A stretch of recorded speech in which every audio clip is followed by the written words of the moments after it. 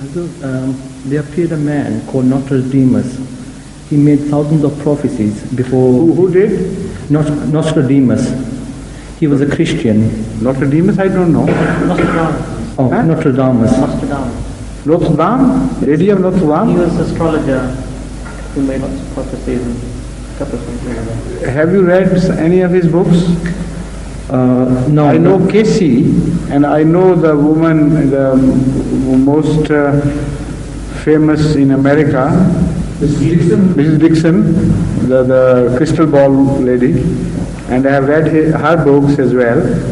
And when I know positively that she is wrong, because the time already has passed when she had prophesied about some events in 1981 and 82, and the 1981 and 82 have passed and no such events took place.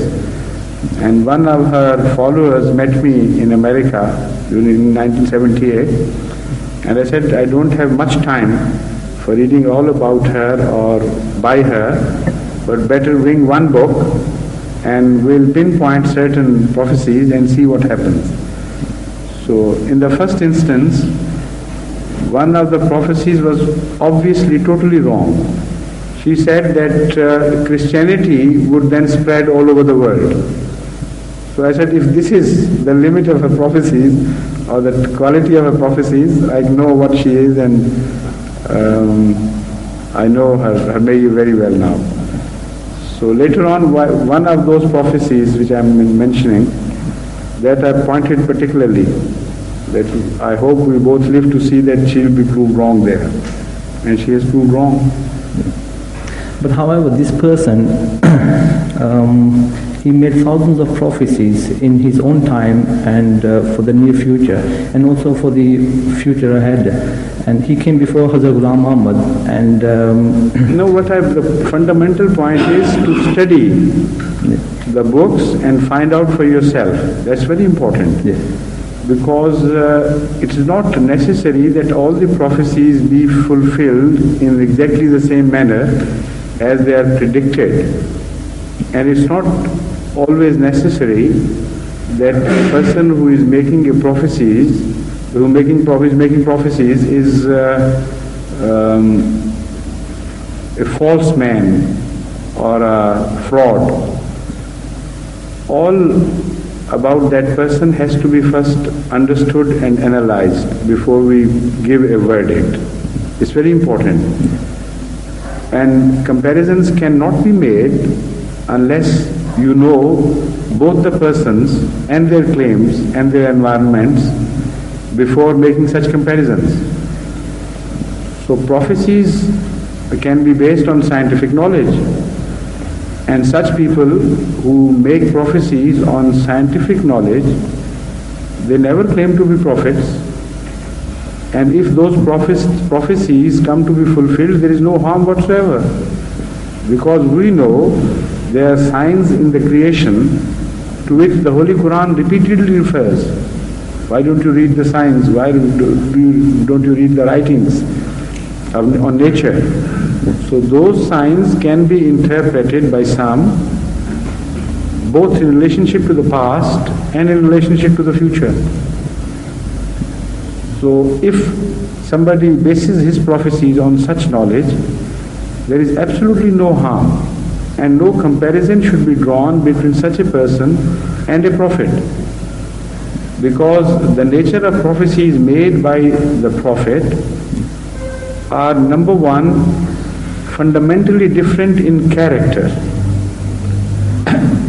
Number two, they are not just wild jumps of imagination. They have a certain message, a certain philosophy, and a certain direction. Thirdly, as Hazrat Masih has very clearly pointed out, that a prophet's prophecies always bear the character of Allah's aid for that particular prophet and his support to that particular prophet. An ordinary soothsayer has no such character to her or his prophecies. There is no element of her victory or his victory. They are unrelated events to him or her personally, which are being told. So the comparison does not, there is no comparison to be made. In fact, they are two different things. It's like comparing a human being with a monkey or even a lower placed animal. So sometimes if somebody has made a prophecy and it is fulfilled and he says, I heard that from Allah, there is no harm in that either. The harm would be only when he makes a prophecy and declares to the world that Allah has authorized me to speak on his behalf to you and to make you follow me on the authority of my Lord. That is the sort of prophecy which is never tolerated by Allah, and such a person and his following are destroyed totally. So you should not be confused about the nature and the character of prophecies, otherwise you may begin to draw wrong conclusions. Sometimes a pious man, even if he is not a Muslim, but basically he is sound and pious, he can be shown good dreams, and we know in the world many Christians are being shown dreams which come to fulfill. And many atheists as well receive specimen information from Allah, so that Allah makes the whole world aware of the fact that a phenomena of this nature continues, it goes on. So that they have evidence in every region and in every people that something like this does happen. So when a prophet speaks to them, it should not be a completely strange phenomena to them. So as a specimen, this continues to happen. But it's not a sign of somebody's truth. That is different. There are so many other things which crop up and which come into picture before you begin to judge someone. Once traveling in a train, I was preaching to some officers from Air Force were traveling along with me, and we started discussions, and I was preaching to them, and they were quite intelligent and logical in their approach. So naturally they were influenced by Ahmadiyyah, because Ahmadiyyah is logical. And there was one person sitting who was becoming more and more restive as he got influenced. So you could see agony on his face. So when he couldn't put in a word, because he knew that he would not be able to undo the influence, so he thought of a clever device. At that time we were discussing some prophecies of Hazrat Masih Maud, their nature and how they were to be fulfilled, and the prophecies belonging to future in particular. And some I mentioned which had already been fulfilled.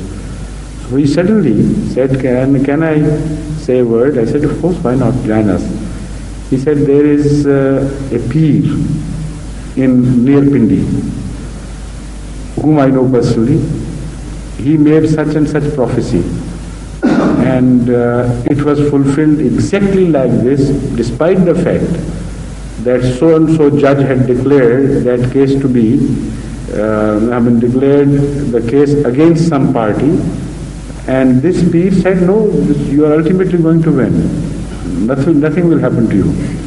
And despite the fact that odds were against that party, he ultimately won. And so he quoted one or two events. So after he had finished, I said, after all that, can you call that peer a liar? So he said, no. I said, this is exactly my claim. That if such thing happens to someone, you can't call him a liar. If he also claims that Allah has made him a prophet, you'll have to accept him. So in case of Hazrat Mirza Sahib, he has made that claim, and in case of that peer, no claim is made. So you keep him as a peer and believe in him as a messenger of Allah. So prophecies are just by themselves nothing. What they are about, what is the nature of the subject revealed, and what is the message. That is what differentiates a prophecy of a prophet from the rest of such prophecies. Okay, shukriya.